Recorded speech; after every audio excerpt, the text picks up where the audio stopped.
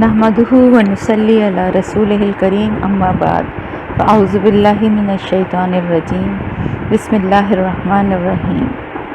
تفسیر آیت نمبر 93 سے وَإِذْ أَخَذْنَا مِيثَاقَكُمْ وَرَفَعْنَا فَوْقَكُمُ الطُّورَ، اور جب ہم نے لیا تم سے پختہ عہد اور تمہارے اوپر طور کو بلند کر دیا۔ کون سا پختہ عہد؟ اس کے بارے میں ہم پڑھتے چلے آ رہے ہیں نا کہ اللہ تعالیٰ نے بنی اسرائیل سے پختہ عہد دیا تھا۔ کس چیز پہ؟ ایک اللہ کو ماننے پہ اور اللہ کی بتائی ہوئی شریعت پر چلنے کا یہ عہد ان سے لیا گیا تھا۔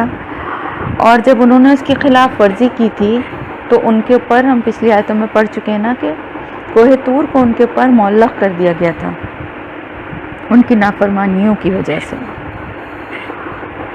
اور کیا کہا تھا اللہ تعالیٰ نے ان سے کہ لے لو یا پکڑ لو جو ہم نے تمہیں دیا۔ کیا دیا؟ کیا چیز دی تھی؟ کتاب۔ بقوت، مضبوطی سے۔ مضبوطی سے کتاب کو پکڑنے کا مطلب آپ سب سمجھتے ہیں کہ کیا ہے۔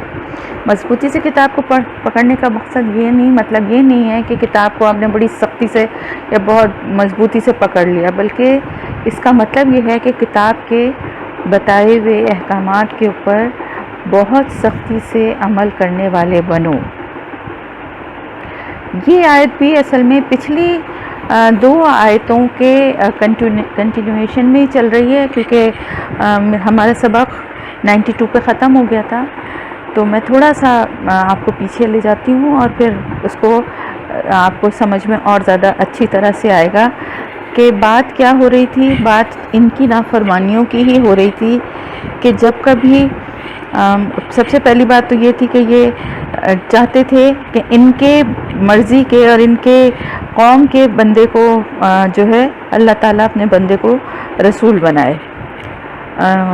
اللہ تعالیٰ تو اپنی مرضی کا مالک ہے اور وہ جس کو سمجھتا ہے اس کو جو درجہ یا جو عزت یا جو مقام دینا چاہتا ہے وہ دیتا ہے، وہ اس کی اپنی مصلحت اور حکمت ہے۔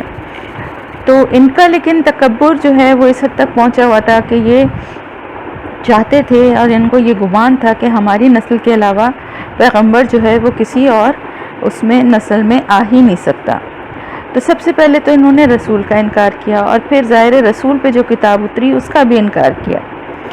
تو اللہ تعالیٰ یہ فرما رہا ہے کہ تم سے جب کہا جاتا ہے جب کبھی کہ تم ایمان لاؤ جو کچھ اللہ نے تم نازل کیا ہے، تو وہ کہتے ہیں کہ ہم صرف اس پر ایمان لائیں گے جو ہمارے اوپر نازل کیا گیا ہے، اور اس کے علاوہ جو کچھ بھی ہے ہم اس سب کا انکار کرتے ہیں۔ کیا مطلب ہوا؟ یعنی ہم صرف اپنی کتاب اور اپنے رسول کا، اس کے اوپر ہم ایمان ہمارا ہے، اس کے علاوہ جو کچھ بھی ہے اس کا ہم انکار کرتے ہیں، اس کتاب کا بھی اور اس رسول کا بھی۔ حالانکہ اللہ تعالیٰ فرما رہا ہے حالانکہ وہ کتاب جو بعد میں آئی یعنی قرآن جو ہے وہ ان کی کتاب کی تصدیق کرنے والی ہے۔ یہ ہم پڑھ چکے ہیں نا پچھلے اس میں۔ تو جب ایک چیز دوسری چیز کی تصدیق کرتی ہے تو پھر اس کو نہ ماننے کا تو کوئی جواز رہتا ہی نہیں ہے نا۔ ہاں اگر قرآن آ کے یہ کہے کہ یہ کتاب جھوٹی ہے، یہ نعوذ باللہ استغفر اللہ، نبی جو ہیں وہ نبی نہیں ہیں اللہ کے، تو پھر تو وہ کہہ سکتے تھے کہ بھئی یہ تو ہماری ہر بات کو جھٹلا رہے ہیں، یہ کتاب ہماری کتاب کو جھٹلا رہی ہے تو ہم اس کے اوپر ایمان نہیں لاتے۔ لیکن یہ کتاب تو ان کی کتاب کی تصدیق کرنے والی تھی، اور جو کچھ ان کے پاس تھا اس کی تصدیق وہ کرنے والی تھی، تو پھر کس وجہ سے یہ ان کی جو ڈھٹائی اور سرکشی ہے اس کو اللہ تعالیٰ پوائنٹ آؤٹ کر رہا ہے، اس کو اللہ تعالیٰ ان سے ہی سوال کر رہا ہے کہ تم اتنے ہی اگر اب چلو ٹھیک ہے تم اس کتاب پہ ایمان نہیں لاتے، یہ کہتے ہو کہ ہم اس پہ نہیں لائیں گے، ہمارے اوپر جو کتاب نازل ہوئی ہم صرف اس پر ایمان لاتے ہیں، ہم صرف اپنے پیغمبر کو مانتے ہیں اور کسی کو نہیں مانتے، تو پھر تم اس سے پہلے کیوں قتل کرتے رہے پیغمبروں کو؟ تمہاری قوم میں جو رسول آئے تم ان کو جھٹلاتے رہے، تم ان کو قتل کرتے رہے۔ اگر تم اتنے ہی سچے تھے اگر تم اتنے ہی اپنی کتاب اور اپنے رسول کی بات کو ماننے والے تھے تو پھر تو تمہیں کم از کم اپنے مذہب پہ تو پوری طرح مضبوطی سے قائم ہونا چاہیے تھا، جبکہ تمہارا رویہ تو اس کے بالکل برعکس رہا۔ تم نے اللہ کے نبیوں کو جو تمہاری قوم میں آئے ان کو جھٹلایا بھی اور ان کو قتل بھی کیا۔ تو ایسا کیوں کیا تم نے، اگر تم اتنے ہی سچے ہو اپنی بات میں، اگر تم ایمان والے ہو اتنے ہی؟ اور تمہاری سب سے بڑی ڈھٹائی اور تمہاری سرکشی تو یہ ہے کہ جب موسیٰ علیہ السلام آئے واضح نشانیاں لے کر، بہت ساری نشانیاں تھیں حضرت موسیٰ علیہ السلام کے ساتھ جو کہ ان کی قوم نے خود اپنی آنکھوں سے دیکھی۔ عصا کا سانپ بن جانا تو ایک بہت آپ سب نے پڑھا ہی ہوگا، یا وہ اپنے ہاتھ کو اپنے بغل میں دبا کے نکالتے تھے تو وہ روشن ہو جاتا تھا۔ اس کے علاوہ پانی کو اللہ تعالیٰ نے ان کے لیے پھاڑ کے راستہ بنایا۔ کتنی بڑی یہ روشن نشانیاں ہیں نا۔ اس کے علاوہ عذاب کی شکل میں بھی آگے ہم پڑھیں گے کہ 9 عذاب، میرے خیال سے مجھے جہاں تک یاد پڑتا ہے 9 عذاب بنی اسرائیل پر آئے تھے، اور وہ بنی اسرائیل کہہ رہی ہوں، فرعونوں پہ کی نسل پر آئے تھے، اور بنی اسرائیل نے اپنی آنکھوں سے دیکھا تھا کہ یہ اللہ کی کس طرح کے معجزات تھے، واضح اللہ کی نشانیاں تھیں۔ پھر بنو سلوہ کا نازل ہونا اور بادلوں کا سایہ کرنا، یہ سب روشن نشانیاں، واضح نشانیاں تھیں۔ تو ان سب کا اثر ان پہ کیا ہوا کہ جیسے ہی موسیٰ علیہ السلام گئے انہوں نے فوراً ہی بچڑے کو اپنا معبود بنا لیا۔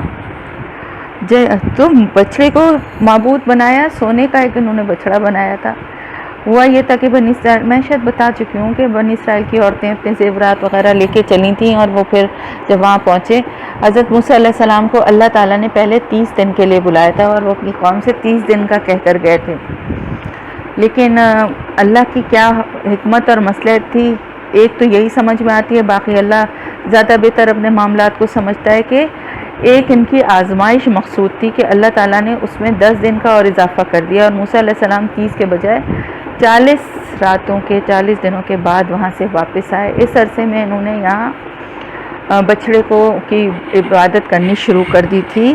تو اللہ تعالیٰ کہہ رہا ہے کہ اگر تم تو وہ لوگ ہو کہ جب موسیٰ علیہ السلام کی واضح روشن نشانیاں بھی جو اللہ تعالیٰ نے ان کو دی تھیں وہ دیکھنے کے باوجود بھی تم نے ان کے جاتے ہی بچڑے کو اپنا معبود بنا لیا تھا، اور تم تو ہو ہی ظالموں میں سے۔ ظلم جو ہے نا، شرک جو ہے نا، وہ بہت بڑا ظلم ہے۔ کس پہ؟ اس آدمی پہ خود ہی۔ وہ بہت بڑا ظالم ہے جو شرک کرتا ہے۔ سب سے بڑا جو ظلم ہے نا وہ شرک ہے، کیونکہ وہ شخص اپنے اوپر ہی سب سے بڑا ظلم کر رہا ہے کہ اس کی کوئی بخشش، کوئی نجات نہیں ہے شرک کرنے والے کی۔ تو اللہ تعالیٰ کہہ رہے ہیں تم تو ظالم ہو۔ پھر مزید آگے اسی کو کنٹینیو کرتے ہوئے اللہ تعالیٰ فرما رہے ہیں کہ تم سے جب پختہ عہد لیا گیا تھا اور پھر تم نے اس عہد کو نہیں مانا تھا اور اس کو نافرمانی کی تھی، تو تمہارے اوپر کوہ طور کو مسلط کر دیا گیا تھا، معلق کر دیا گیا تھا، اور اس کے خوف سے یہ سب سجدے میں گر گئے تھے۔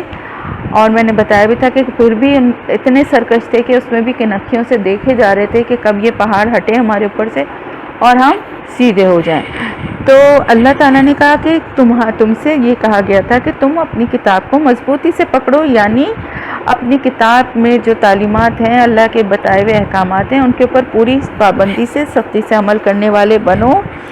لیکن تم نے کیا کہا؟ اور سنو، واسمعوا، یعنی جو کچھ اللہ فرما رہا ہے، جو کچھ اللہ کے احکامات تم تک آ رہے ہیں ان کو سنو۔ سنو کا کیا مطلب ہے کہ عمل کرنے والے بنو، یعنی صرف سننے کا یہ مطلب نہیں ہے کہ سنو اور ایک کان سے سنو اور دوسرے سے اڑا دو۔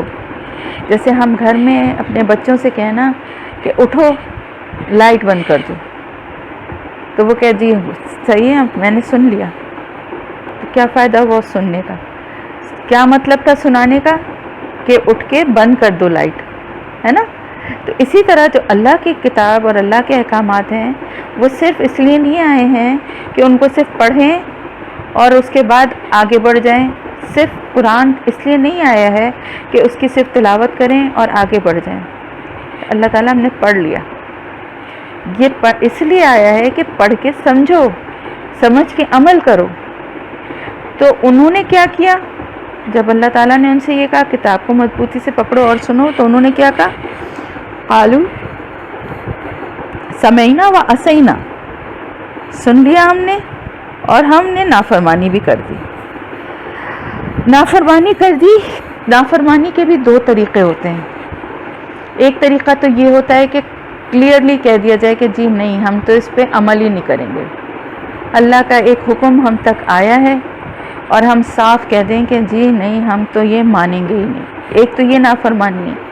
ایک نافرمانی کی شکل یہ ہوتی ہے کہ منہ سے تو نہ کہے، زبان سے نہ کہے، لیکن کرنا نہیں ہے۔ صحیح ہے؟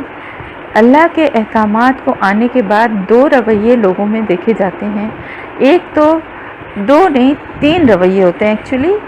ایک تو وہ لوگ ہوتے ہیں جو اللہ کا حکم آتے ہی فوراً آمنا و صدقنا کہہ کے اس پہ عمل شروع کر دیتے ہیں، ٹھیک ہے؟ اور پھر ایک وہ ہوتے ہیں کہ جو سنتے ہیں اور سن کے کہتے ہیں ہمیں عمل نہیں کرنا، یہ ہمارے لیے نہیں ہے، آج کے دور کے لیے نہیں ہے، ہم یہ نہیں کر سکتے، یہ ہم سے نہیں ہو سکتا، یہ بہت مشکل ہے اس پہ عمل کرنا، یہ کس طرح پاسبل ہے، یہ آج کل کیا نہیں جا سکتا۔ یہ ہے نافرمانی کرنا اور کہنا بھی۔ ایک رویہ یہ بھی ہوتا ہے کہ زبان سے تو نہیں کہہ رہے ہم تو بہت نہیں، ہم تو اللہ کے احکامات کو ماننے والے ہیں، لیکن کر وہی رہے ہیں جو اپنا دل چاہ رہے ہیں، عمل پھر بھی نہیں کر رہے۔ اللہ کے احکامات پہ عمل نہ کرنا نافرمانی ہے نا، چاہے وہ زبان سے کہی جائے یا نہ کہی جائے۔ زبان سے کہہ کے تو ڈبل گناہ گار ہو گئے نا، لیکن اگر زبان سے نہیں کہی گئی تو بھی گناہ گار ہیں، اگر اللہ کے احکامات کو جاننے کے بعد ان پر عمل نہیں کیا تو ان کا رویہ کیا تھا کہ انہوں نے صاف صاف کہہ دیا۔ وہ ہر موقع پہ، ہر معاملے میں، ابھی آپ دیکھیں پچھلا کتنا پڑھتے چلے آ رہے ہیں نا، آگے بھی آپ دیکھیں گے کہ ہر موقع پہ کہہ دیتے تھے کہ موسیٰ اپنے رب سے کہو کہ وہ یہ کرے، ہم تو یہ نہیں کر سکتے، ہم یہ نہیں، ہم سے یہ نہیں ہو سکتا، ہم سے یہ نہیں کھایا جاتا، ہم سے نہیں چلا جاتا، ہم نہیں لڑ سکتے، تم اپنے رب سے کہو کہ ہماری مدد کے لیے بھیجیں، ہم نہیں لڑ سکتے، ہم نہیں کر سکتے۔ دیکھیے کیا ہے، یہ نافرمانی ہے نا۔ آپ دیکھیں نا اس کے برعکس مسلمان کتنی قلیل تعداد میں تھے، بے سر و سامانی کے حال میں تھے، 313,000 کے مقابلے میں نہ سب کے پاس سواری کے لیے گھوڑے تھے، نہ سب کے پاس زرہ تھی پہننے کے لیے، کسی کے پاس گھوڑا تھا، کسی کے پاس تلوار تھی، کسی کے پاس نیزہ تھا۔ اس طرح کی بے سر و سامانی میں وہ 313 لوگ تھے، اور ان کے مقابلے میں 1000 بہت ہی ویل ٹرینڈ اور بہت ہی سامان اور اسلحے سے لیس لوگوں کی ایک جماعت تھی۔ لیکن انہوں نے کیا کہا؟ ہاں اللہ کے رسول، ہم آپ اللہ کے اس کے حکم کے آگے ہم تیار ہیں۔ انہوں نے اپنی تعداد کو نہیں دیکھا، انہوں نے اپنی بے سر و سامانی کو نہیں دیکھا، انہوں نے اللہ پہ توکل کیا، اللہ کے رسول کا ساتھ دیا۔ تو پھر کیا ہوا؟ ان کی مدد کے لیے فرشتے آئے، اور اللہ نے ایسے اسباب بنائے دنیاوی بھی، فرشتوں کا نزول، اور غیبی جو مدد تھی وہ تو تھی، لیکن دنیاوی طور پہ بھی اللہ نے بہت سارے اسباب بنائے۔ بارش ہو گئی، اور اس کی وجہ سے جو ہے وہ لوگ جس طرف وہ کافروں کا لشکر تھا، وہ وہاں پہ کیچڑ اور زمین جو ہے وہ خراب ہو گئی، اور ان کی طرف اتنا اس کا اثر نہیں ہوا اور پانی کا، اور ان کی طرف زمین صحیح رہی۔ پھر وہ لوگ نشیب میں، اس کا میدان جنگ کا جو نقشہ تھا وہ کچھ ایسا تھا کہ وہ فوج جو ہے وہ نشیب میں تھی، اور مسلمان جو تھے وہ ذرا اونچائی کے اس پہ، وہ تعداد میں زیادہ لگ رہے تھے اور وہ تعداد میں کم لگ رہے تھے۔ یعنی بہت سی دنیاوی، کسی دن انشاءاللہ اللہ تعالیٰ نے زندگی دی اور تھوڑا سا یہ اس کا بھی تھوڑا برڈن کم ہوا، تو میں سیرت النبی جو ہے اس کئی میرے پاس بہت اچھی کتابیں ہیں اور ان میں بہت ڈیٹیلڈ اور بہت اچھی باتیں ہیں، تو وہ بھی میں انشاءاللہ تعالیٰ کسی وقت آپ لوگوں کو بتاؤں گی، تاکہ آپ کو پتہ چلے کہ کیسے کیسے حالات سے بچپن سے ہم لوگ ویسے تو اسلامیات میں پڑھتے چلے آ رہے ہیں، لیکن بہت سی چیزیں ایسی ہیں کہ جو ہمیں ابھی بھی ہمیں نہیں، بہت سوں کو نہیں پتہ، بہت سوں کو پتہ بھی ہیں، اور اتنی محبت اور وہ جو عقیدت ہمیں ہونی چاہیے اپنے پیارے نبی صلی اللہ علیہ وسلم سے جو ان کی ذات کا ہم سے تقاضا ہے کہ ہمیں ان سے محبت ہونی چاہیے. تو اللہ کے بعد دنیا کے جتنے بھی رشتے ہیں ان میں سب سے پہلے ہمیں اپنے پیارے نبی صلی اللہ علیہ وسلم سے محبت ہونی چاہیے، کیونکہ وہ پیغمبر جو ہے وہ امت کا باپ بھی ہے اور امت کا سب سے زیادہ خیر خواہ بھی ہوتا ہے. تو بہرحال یہ تو ایک میں آپ کو بات بتا رہی تھی. تو ان مسلمانوں اور یہودیوں کے رویے کا فرق، تو انہوں نے کیا کہا کہ ہم نے سنا اور ہم نے نافرمانی کی، اور اس کی وجہ کیا تھی کہ ان کے دلوں میں بچھڑے کی محبت رچ بس گئی تھی. یعنی جیسے میں نے بتایا نا آپ کو، وشربو کا مطلب یہ ہے کہ جیسے پانی پیتے ہیں اور وہ اندر پھیل جاتا ہے، اسی طرح بچھڑے کی محبت ان کے نس نس میں اندر تک سمائی ہوئی تھی. اور یہ عقیدت جو تھی بار بار، ابھی آپ دیکھیں گے آگے بھی کہ ان کو جیسے ہی موقع ملتا تھا تو یہ فوراً، ابھی گائے کا ہم جیسے واقعہ جو پڑھ رہے تھے اس میں بھی انہوں نے کتنی حجت کی گائے کو ذبح کرنے سے پہلے، اتنے سوالات کیے کہ موسیٰ اپنے رب سے پوچھو وہ کیسی ہو، موسیٰ اپنے رب سے پوچھو کیا رنگ ہو، کیا کرتی ہے، یہ ہے وہ ہے، تاکہ کسی طرح یہ اس گائے کو قربان نہ کریں جو جس کی طرف ان کا دل سب سے زیادہ مائل تھا. لیکن جتنے انہوں نے سوالات کیے اتنا ہی زیادہ اپنے آپ کو یہ اس میں پھنساتے چلے گئے، اور آخر میں ان کو وہی گائے قربان کرنا پڑی. العجل جو ہے نا، بچڑا بطور معبود، العجل ایک علامت ہے ہم سب کے لیے بھی. دیکھیں انسان کو اپنا جائزہ لینا چاہیے، مسلمان کو خاص طور سے، کہ اس نے تو کوئی عجل اپنے لیے نہیں بنایا ہوا ہے. اپنی زندگی میں کوئی ایسا تو نہیں اس سے تعلق یا کوئی ایسا رشتہ یا کوئی ایسی چیز ہے کہ جو اللہ کے اور اس کے درمیان حائل ہو رہی ہے. ہمارے ہاں دیکھیں اللہ کا شکر ہے الحمدللہ، جو لوگ میرے ساتھ اس گروپ میں ہیں اور جو میرے سرکل میں میرے رشتہ دار یا میرے دوست ہیں، الحمدللہ اللہ کا شکر احسان ہے. شاید کوئی ایک آدھی ایسا ہو، ورنہ اکثریت ایسی ہے جو اللہ کو ہی سمجھتی ہے. سب کچھ سمجھتے تو سبھی ہیں، ہر ایک ہی یہی دعویٰ کرتا ہے، لیکن مزاروں پہ جانا، مزاروں پہ سجدے کرنا، ان سے مانگنا، پیغمبروں سے مانگنا، کوئی صحابہ کرام سے کا نام لے کے ماننا. دیکھیں حضور صلی اللہ علیہ وسلم بھی جب مانگتے تھے تو اللہ سے ہی مانگتے تھے، اور صحابہ کرام کو بھی اور ہم سب کو بھی انہوں نے یہی سکھایا کہ اللہ سے ہی ڈائریکٹ مانگا جائے، کیونکہ باقی اللہ کے علاوہ سب انسان ہیں اور سب ہم اللہ کے آگے محتاج ہیں. تو اگر ہم بچڑا اور بتوں کو ہم بہت برا سمجھتے ہیں اور ہم کہتے ہیں دیکھو ہندو جو ہیں وہ بتوں کی پوجا کرتے ہیں یا بچڑے کی گائے کو یہ کہتے ہیں فلانا کہتے ہیں، لیکن اگر کچھ مسلمانوں کے گروہ یا کچھ مسلمانوں کے طبقے یا ایسے گاؤں دیہاتوں میں جہاں تعلیم نہیں ہے، وہ لوگ اگر ایسا کر رہے ہیں تو ان کے لیے اس چیز کی ایجوکیشن دینے کی بہت ضرورت ہے. لیکن میں پڑھے لکھے لوگوں کی باتیں کر رہی ہوں. آپ دیکھیں پڑھے لکھے لوگوں میں اتنے غلط عقائد، غلط نظریے، غلط سوچیں ہیں. 11ویں کی نیاز تو 12ویں کی نیاز تو اس دن کا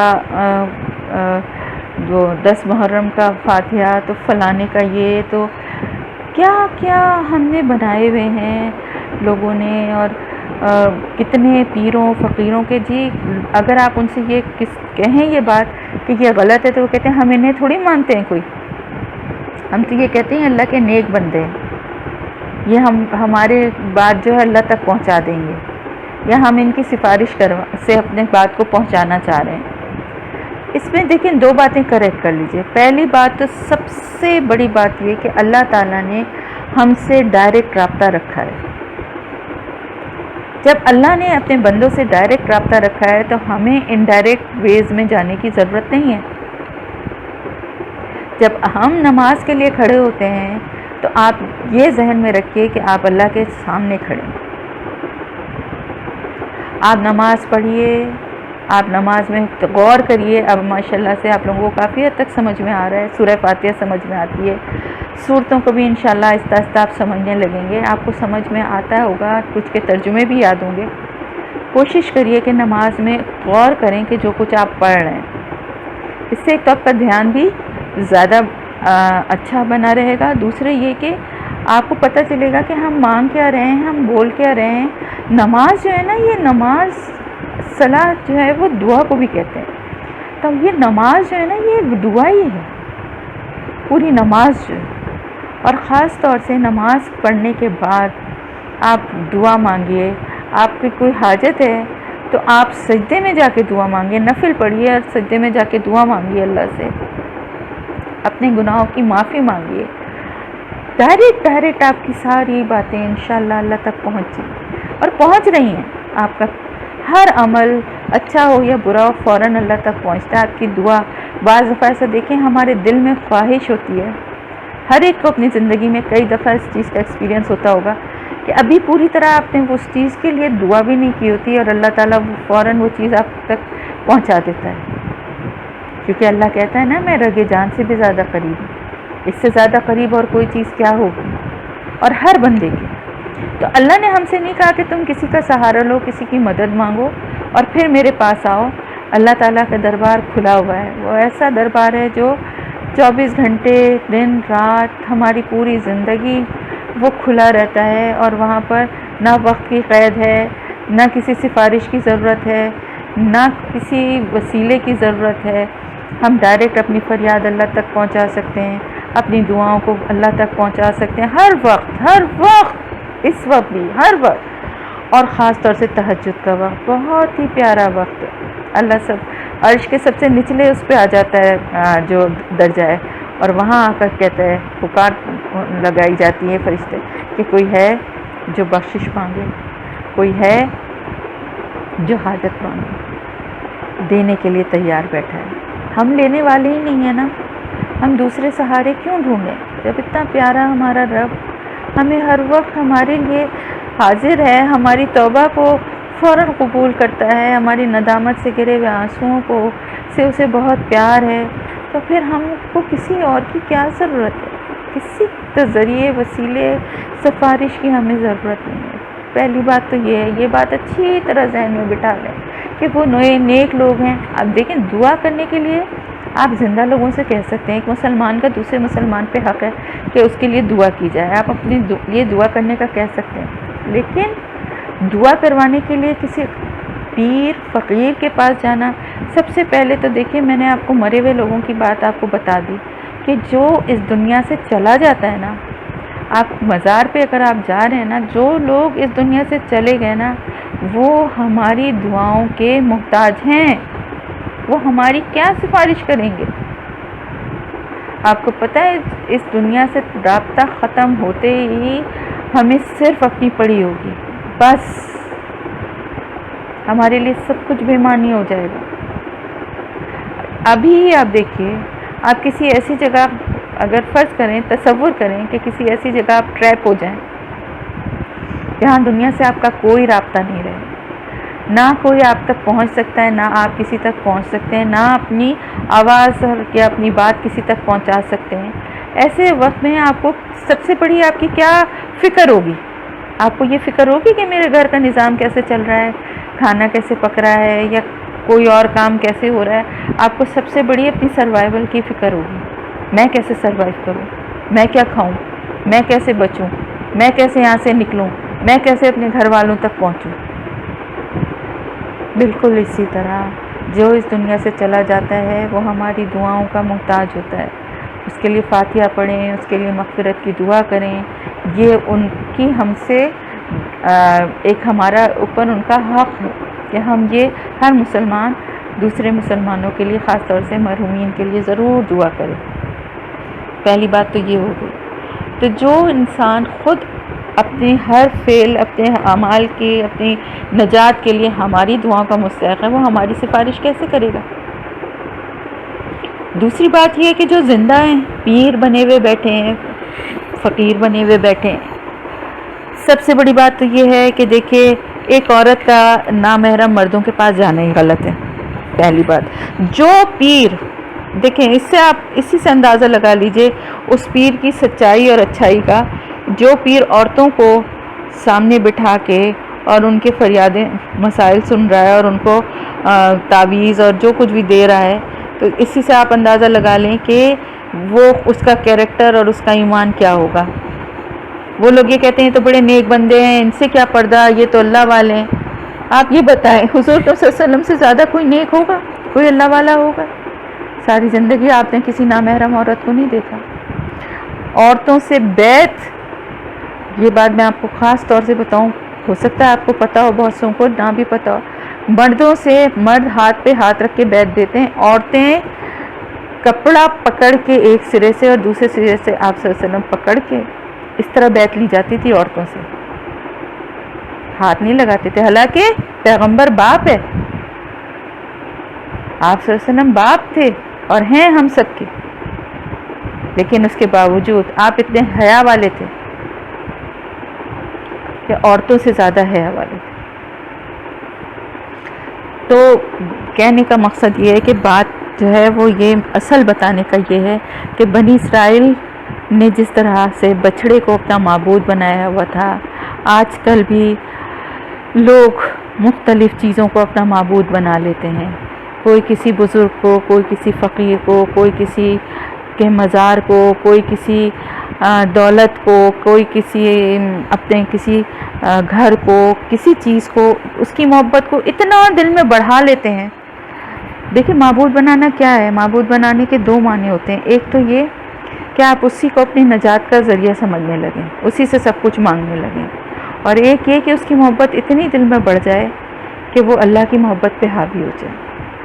تو کوشش یہ کرنا چاہیے کہ اپنے ایٹیٹیوڈ کو پازیٹیو رکھیں اور اللہ کی محبت کو خالص کر لیں، اپنے دل میں اتنا خالص کر لیں کہ پھر اور کسی چیز کا ہمارے اوپر اثر نہ ہو، کسی بھی طاقت کا، کسی بھی باطل کی قوت کا، کسی بھی برے اثر کا ہمارے اوپر کوئی بھی زور نہ چلے، اتنی مضبوطی سے اللہ کی محبت کو اپنے دل میں بٹھا لیں۔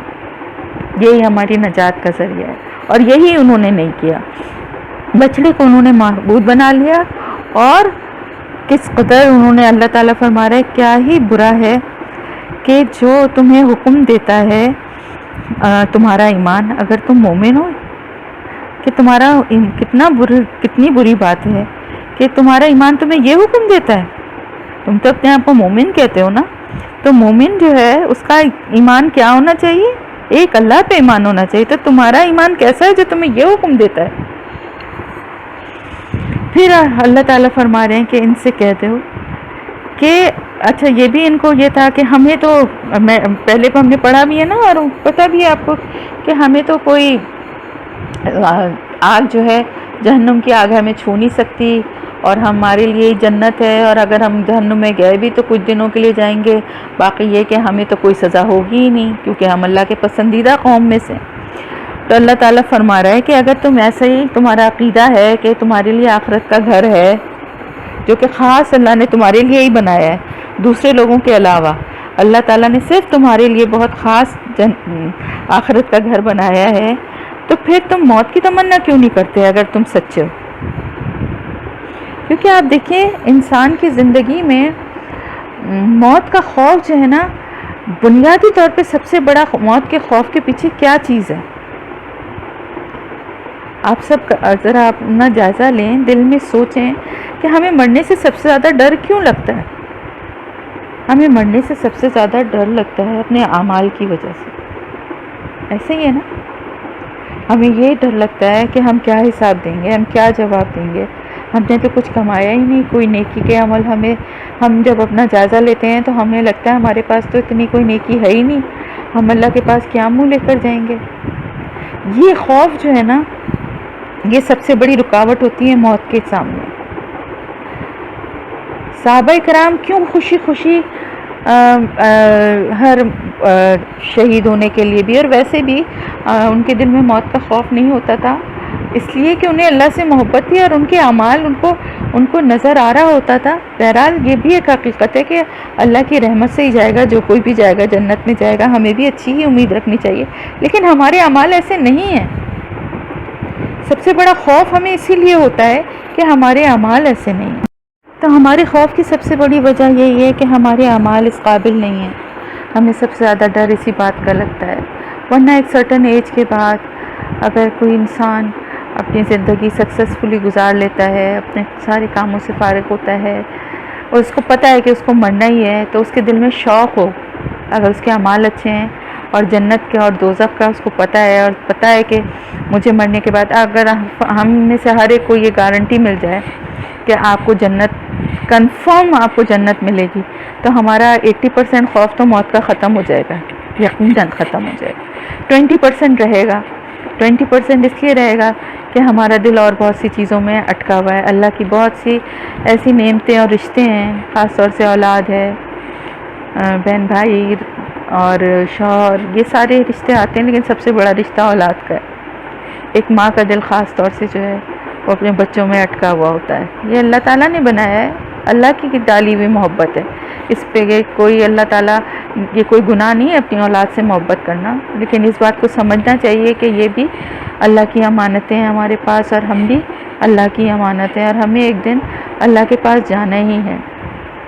لیکن پھر بھی اللہ نے ایک ماں کے دل میں ایسی محبت رکھی ہے، ایسی کہ اپنی اولاد سے جو ہے اس کے کبھی بھی اس کی اٹیچمنٹ یا اس کے تعلق میں کمی نہیں آتی. تو تھوڑا جو باقی رہ جاتا ہے خوف، وہ اپنے بچوں کو چھوڑ کے جانے کا خوف ہوتا ہے. ایسے ہی ہے نا، یہی حقیقت ہے ہم سب کی. لیکن جنت کی گارنٹی جو ہے نا وہ بہت بڑی ہے. وہ مل جائے گا تو یقین کریں 80 کیا 90% خوف ختم ہو جائے ہمارا موت کا. کوئی ہمیں گارنٹیڈ کر دے کہ آپ کو قبر میں آپ کے جنت کے باغ بن جائیں گے، اور آپ کو مرنے کے بعد گارنٹی ہے کہ ڈیفینیٹلی آپ جنت میں ہی جائیں گے، تو ہمارا پل صراط پر سے آپ پلک جھپکتے میں گزر جائیں گے، تو ہمارا 80-90% موت کا خوف ختم نہیں ہو جائے گا. تو یہی بات اللہ تعالیٰ فرما رہے ہیں کہ اگر تمہیں یہ یقین ہے، جیسا کہ تم لوگوں سے کہتے ہو کہ ہمارے لیے آخرت کا گھر ہے اللہ کے پاس، اور خاص اللہ تعالیٰ نے تمہارے لیے کوئی گھر واقعی بنایا ہوا ہے، تو تم تو موت کی تمنا کرو کہ بھئی جلدی سے ہم مریں اور ہم وہاں اتنا اچھا ہمارا ٹھکانہ ہے، ہم وہاں پہ پہنچ جائیں اگر تم سچے ہو تو. لیکن تم ہرگز بھی اس کی آرزو نہیں کرو گے، کبھی بھی وہ اس کی آرزو نہیں کریں گے. کیوں نہیں کریں گے؟ کیونکہ وہ جانتے ہیں جو کچھ انہوں نے اپنے ہاتھوں سے آگے بھیجا ہے، جو کچھ وہ عمل کر رہے ہیں، جو کچھ وہ ان کے اعمال وہ بھیج رہے ہیں آگے، وہ تو ان کو پتہ ہے. یہ تو وہ لوگوں کو دھوکہ دے رہے ہیں اور اپنے آپ کو بھی دھوکہ دے رہے ہیں، لیکن دل میں وہ اس حقیقت کو سمجھتے ہیں کہ ہم نے کیا جھوٹ اور سچ کتاب میں ملایا ہے، اور اللہ کی تعلیمات میں کتنا ہم نے گڑبڑ کی ہے، اور اس کے بعد ہم کتنا اللہ کے نافرمان ہیں. یہ سب باتیں ان کے دل میں تو ہیں، یہ ہم دوسروں پہ ظاہر کرتے ہیں، خود پہ بھی ظاہر کرتے ہیں، لیکن دل میں تو چور ہے نا.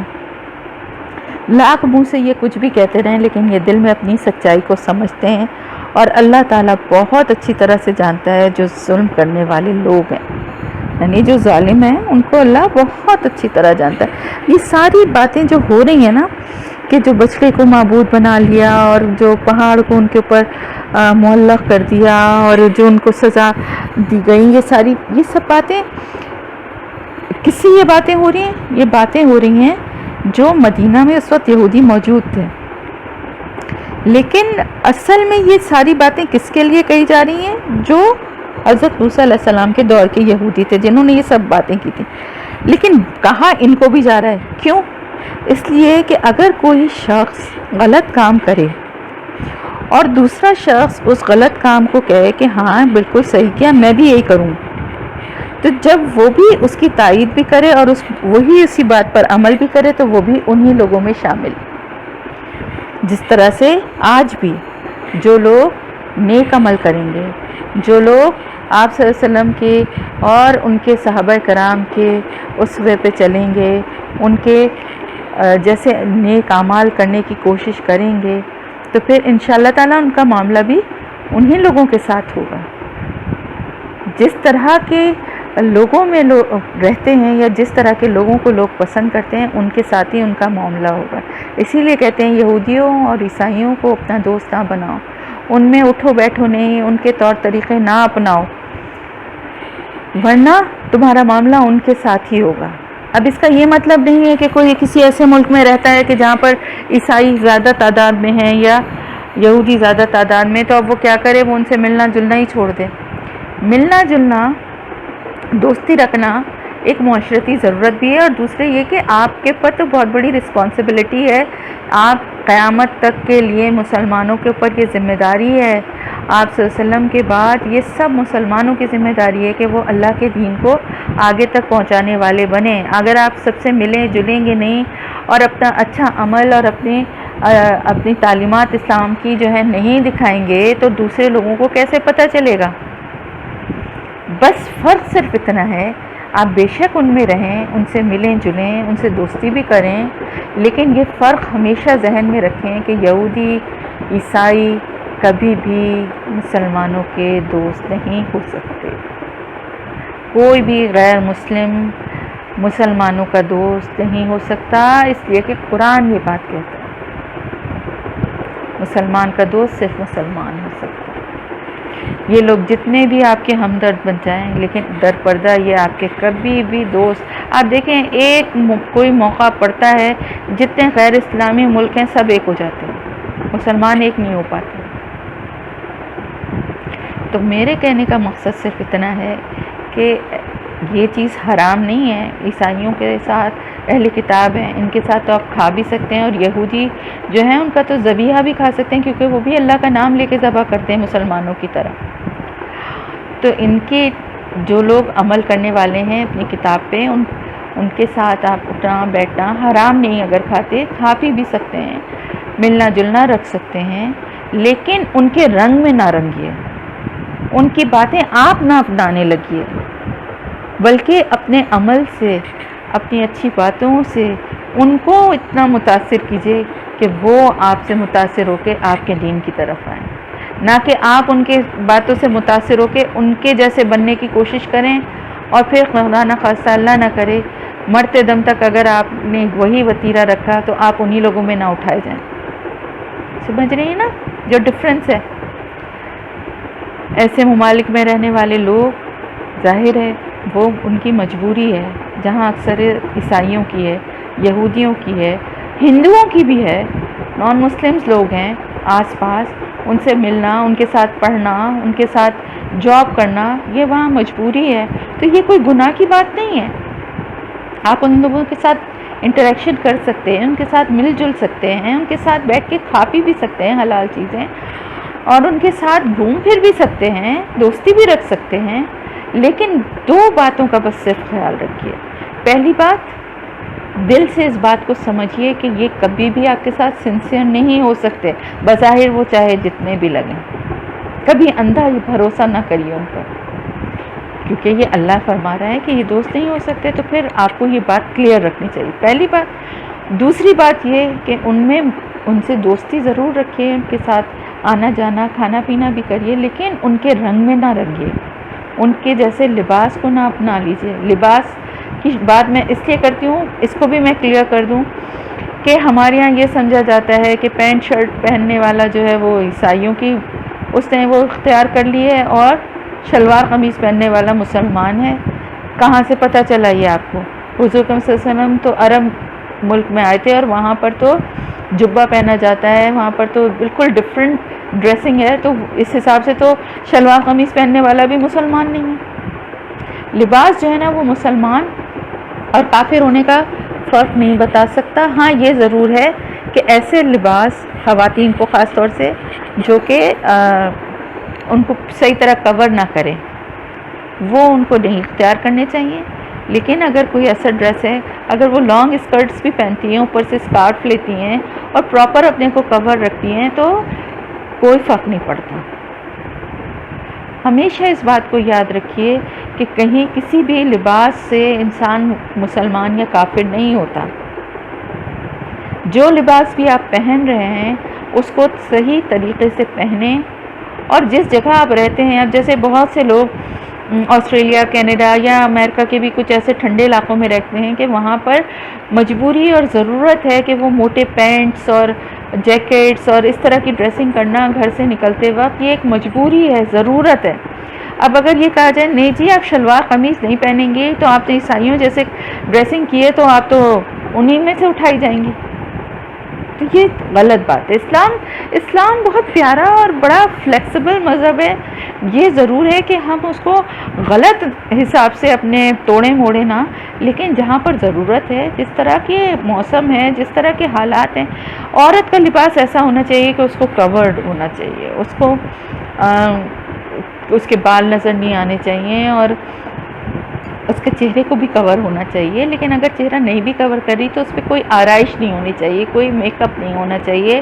اور اگر وہ اتنی خوبصورت ہے کہ اس کے حسن بغیر میک اپ کے بھی کسی کو متوجہ کرنے والا ہے تو چہرے کو بھی ڈھکنا بہت ضروری ہے. ویسے چہرے کو ڈھکنا افضل ہے.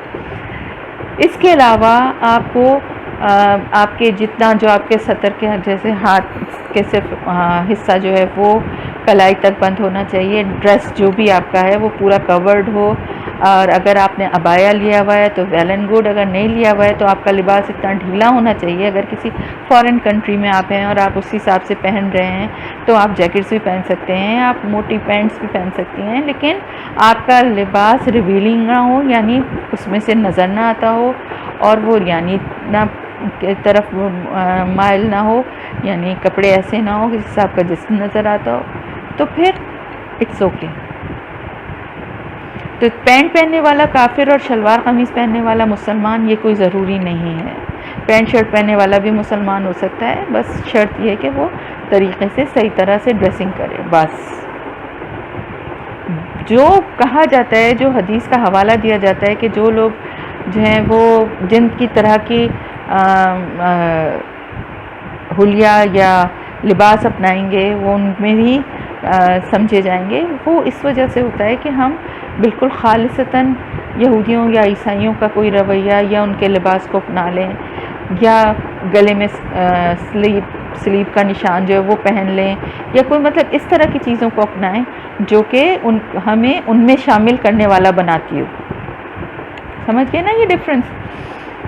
خیر یہ لمبی بحث ہے، فی الحال اتنا ہی رکھتے ہیں. تو اللہ تعالیٰ فرما رہا ہے کہ اگر تمہیں ان کو، کیونکہ یہ ہرگز اس موت کی تمنا نہیں کریں گے، کیونکہ انہیں معلوم ہے کہ جو کچھ وہ اپنے ہاتھوں سے آگے بھیج چکے ہیں، یعنی جو اپنے اعمال انہوں نے کیے ہیں ان کو وہ خود بہت اچھی طرح جانتے ہیں. اور اللہ تعالیٰ ظالموں کو بہت اچھی طرح سے جاننے والا ہے. ظالموں کو پھر وہی مطلب ہے جو شرک کرنے والے ہیں یا اللہ کے ساتھ جو کسی اور کو شریک کرنے والے، اللہ کے احکامات کی نافرمانی کرنے والے، وہ ہیں ظالم. بلکہ اس کے بدلے اللہ تعالیٰ نے کہا کہ بجائے اس کے کہ وہ موت کی تمنا کریں، تم انہیں اور زیادہ زندگی پر، دنیا کی زندگی پہ اور زیادہ حریص، یعنی اور زیادہ لالچی، اور زیادہ جینے کی خواہش کرنے والا پاؤ گے. استغفر اللہ. وَمِنَ الَّذِينَ أَشْرَكُوا، اور وہ لوگ جنہوں نے شرک کیا ہے ان میں سے ہر ایک یہ چاہتا ہے کہ کاش وہ 1000 سال کی عمر پائے. کیوں چاہتا ہے؟ کیونکہ اندر سے تو پتہ ہے نا کہ ہمارے اعمال کیا ہیں، اور جو کچھ ہمیں دنیا میں مل رہا ہے نا، جنت ہماری بس یہی ہے جو کچھ ہمیں یہاں مل رہا ہے. کچھ لوگوں کے منہ سے اس طرح کی بات سن کے بعض دفعہ بڑا مجھے عجیب سا بھی لگتا ہے، سچی باتیں کہ ڈر بھی لگتا ہے، کانپ سی جاتی ہوں کہ اللہ بڑا رحیم و کریم ہے، دیکھا جائے گا، مرنے کے بعد وہی دیکھا جائے گا. دنیا میں کیا کریں، دنیا میں رہ کے تو منہ دکھانا ہے نا، کرنا پڑتا ہے یہ سب کچھ، کیا کریں، ہم تو مجبور ہو جاتے ہیں. وہ تو دیکھا جائے گا مرنے کے بعد، تو اب جو کچھ بھی ہوگا. کتنی بڑی یہ بات ہے، مرنے کے بعد ہی تو اصل زندگی ہے. یہ تو چند سال کی زندگی ہے، 60 70 80 90 100 150 بس 200 کتنا جی لیں گے. اور آخرت کی زندگی وہ تو ختم ہی نہیں ہونی، خالدون، ہمیشہ رہے گی. کوئی مقابلہ ہے؟ کوئی مقابلہ نہیں. تو اس طرح کی باتیں کبھی نادانستگی میں بھی نہیں کہنی چاہیے. اللہ اس سے اپنی پناہ میں رکھے کہ ہم اس طرح کی کوئی بات کہنے والے بنیں. تو اللہ تعالیٰ فرما رہا ہے کہ ان میں سے ہر ایک یہ چاہتا ہے کہ اس کو 1000 سال کی زندگی ملے تاکہ دنیا میں زیادہ سے زیادہ فائدہ اٹھا لے. وہ جو کچھ بھی اس نے کمایا ہے یا بنایا ہے یا لوگوں کو بیوقوف بنا رہا ہے، وہ یہیں زیادہ سے زیادہ فائدہ اٹھا لے. کیونکہ ان کو آگے کا خوف ہے نا کہ مرنے کے بعد تو لوگوں سے وہ جو بھی کہتے رہیں لیکن ان کے دل کو تو اندازہ ہے نا.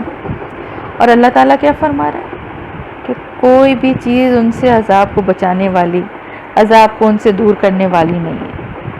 ان کو کتنی بھی عمر دے دی جائے، کتنی بھی، آخر کو تو مریں گے نا. وہی والی بات جو میں آپ سے کہہ رہی ہوں کہ 100 سال 150 سال کی عمر بھی اگر دے دی جائے تو آخر کو تو مرنا ہی ہے نا. تو عذاب تو اپنی جگہ ہی رہے گا. زیادہ عرصے تک زندہ رہنے سے عذاب کوئی دور تھوڑی ہو جائے گا.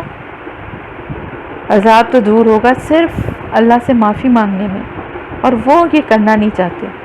اس میں انہوں نے ڈھٹائی اور نافرمانی کی انتہا کی ہوئی تھی.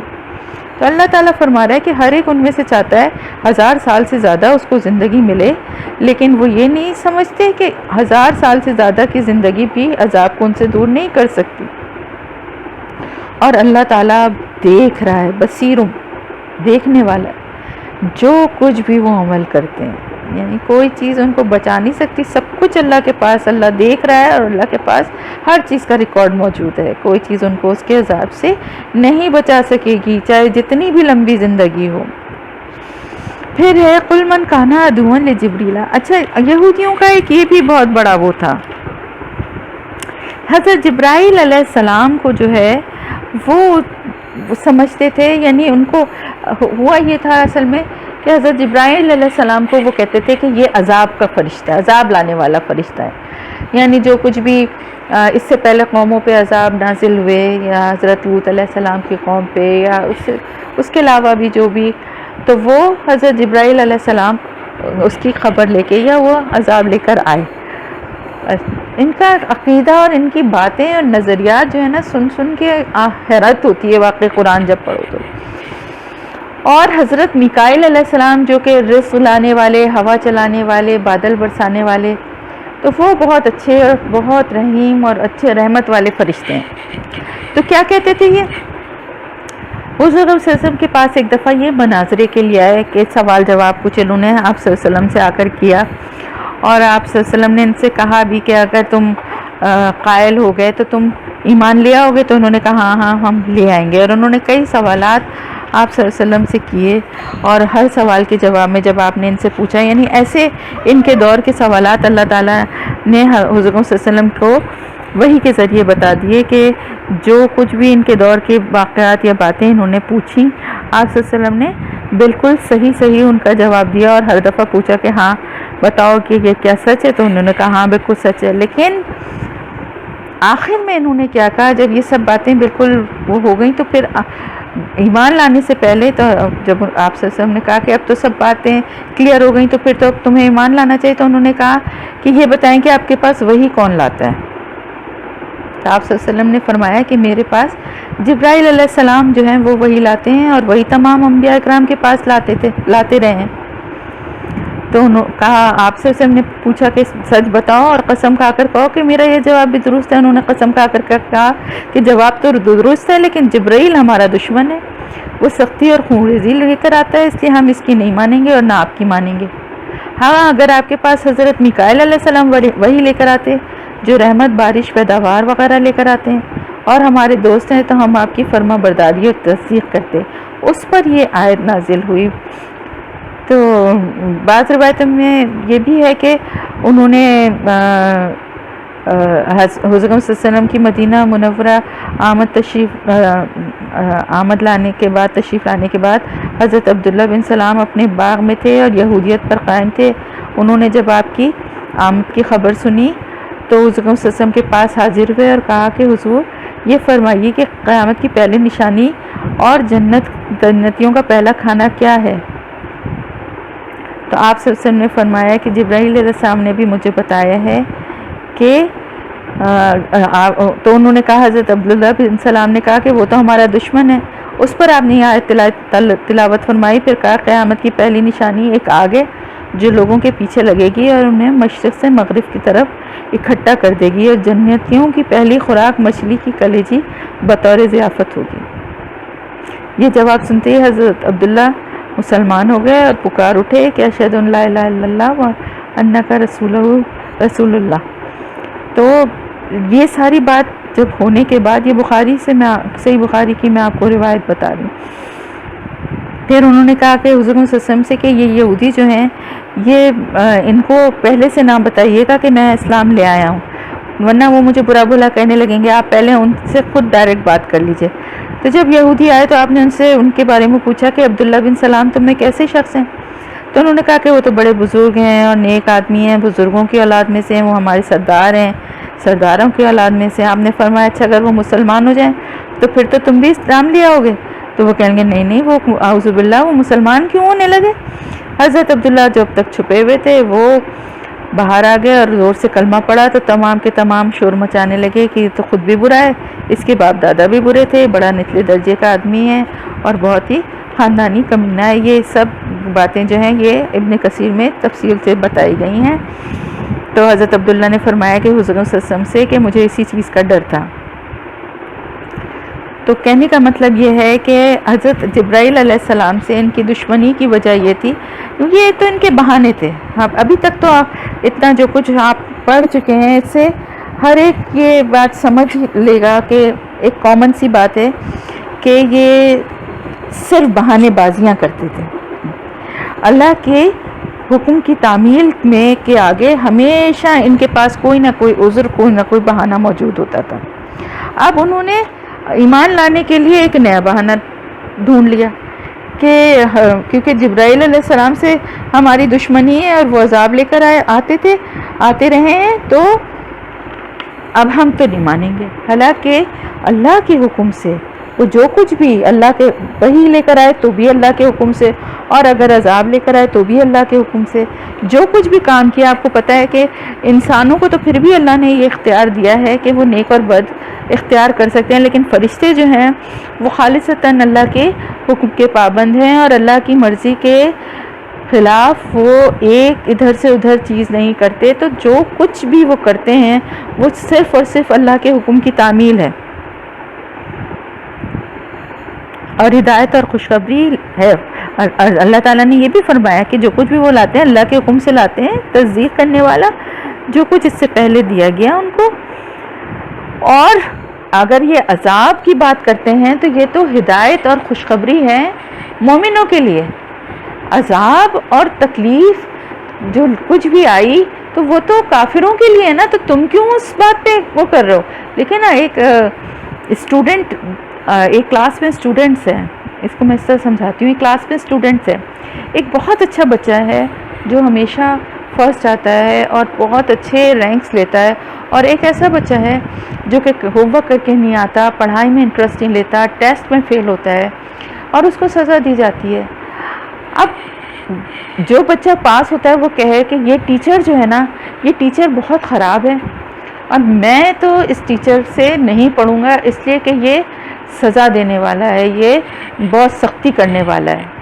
بھئی جس کے اس سزا دی جا رہی ہے یا سختی کی جا رہی ہے اس کو اس کی غلطی کی وجہ سے کیا جا رہا ہے نا، تو وہ کہے تو ایک بات ہے، لیکن جو بچہ اچھا ہے اور اس کو انعام مل رہا ہے اور اس کو اچھے ریزلٹس مل رہے ہیں اور اس کی ٹیچر تعریف کر رہا ہے، وہ یہ بات تو نہیں کہے گا نا۔ تو اس کا مطلب ہے کہ تم خود نافرمان انہی لوگوں میں شامل ہو جب ہی تم یہ شکایت کر رہے ہو، کیونکہ وہ تو جو کچھ بھی لے کر آئے وہ اللہ کے حکم سے لائے اور نافرمانوں کے لیے سزا لے کر آئے۔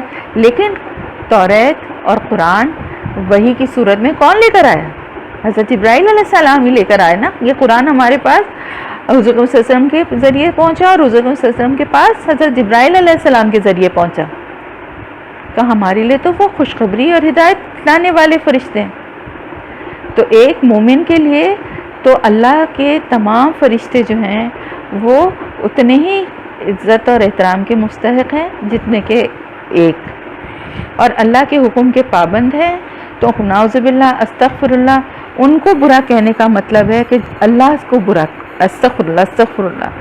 تو اللہ تعالیٰ فرما رہا ہے کہ جو کوئی بھی اللہ کے فرشتوں اور اللہ کے رسولوں اور جبرائیل اور میکائیل، یہ الگ الگ نام اس لیے لیا، فرشتوں میں تو یہ بھی شامل ہو گئے لیکن کیونکہ بات ان دونوں کی ہو رہی ہے تو اس لیے اللہ تعالیٰ نے ان کا نام لے کے بھی ان کو مینشن کیا کہ جس کسی نے بھی ان کو دشمن سمجھا یا دشمن بنایا، اللہ کے فرشتوں کو، رسولوں کو، جبرائیل علیہ السلام کو، میکائیل علیہ السلام کو، تو بے شک اللہ دشمن ہے کافروں کا، یعنی جو لوگ یہ حرکت کرتے ہیں، جو لوگ ان کو دشمن سمجھتے ہیں، تو اللہ تعالیٰ ان کا دشمن ہے۔ اللہ کی دشمنی استغفر اللہ، نعوذ باللہ، اللہ پاک اپنی پناہ میں رکھے۔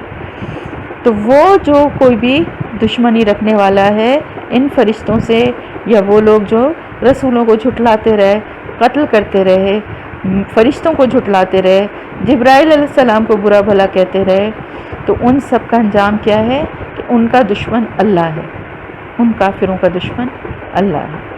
تو یہاں پر آپ کی تفسیر ہو گئی۔ اب کی دفعہ تھوڑا کم ہی سبق تھا، انشاءاللہ تعالی پھر اگلے سبق میں آپ کو آگے کا پڑھیں گے اور آگے کا سمجھیں گے۔ اللہ حافظ۔